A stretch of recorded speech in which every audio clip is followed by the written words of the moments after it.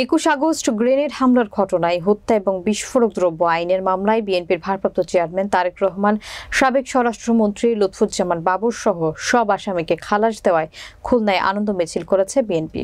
বিস্তারিত দেখুন খুলনা প্রতিনিধি এম রোমানিয়ার তথ্যচিত্রে। রবিবার সন্ধ্যা 7 ঘটিকায় মহানগর বিএনপির নেতৃত্বে এই আনন্দ মিছিল অনুষ্ঠিত হয়। 2007 সালে তত্ত্বাবধায়ক সরকারের আমলে মামলার নতুন তদন্ত শুরু হয়। 2008 সালে পুলিশের অপরাধ তদন্ত বিভাগ 22 জনকে আসামি করে অভিযোগপত্র দেয়। পরবর্তীকালে আওয়ামী লীগ সরকারের আমলে মামলার অধিকতর তদন্ত করা হয় এবং বিএনপির ভারপ্রাপ্ত চেয়ারম্যান তারেক রহমান সহ আরও 30 জনকে সম্পূরক অভিযোগপত্রে অন্তর্ভুক্ত করা হয়। এদিকে খুলনায় বিএনপির ভারপ্রাপ্ত chairman Tarique Rahman 21 August grenade মামলায় খালাস দেওয়া রবিবার সন্ধ্যা 7 ঘটিকায় মহানগর বিএনপির নেতৃত্বে আনন্দ মিছিল বের করে। মিছিলে বিএনপি এবং অঙ্গ সংগঠনের শত শত নেতাকর্মীরা অংশগ্রহণ করেন।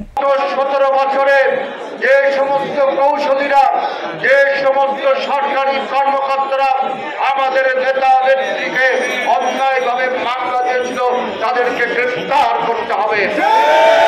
তারা আমাদের জনপ্রিয় নেত্রীর নামে, জনপ্রিয় নেতার নামে মামলায় প্রসিকিউশন করেছিল, মামলায় সহযোগিতা করেছিল অবৈধ মামলায়। সেই সমস্ত কর্মকর্তা, কর্মচারী, বিচারক সবাইকে আইনের আওতায় দাঁড় করাতে হবে।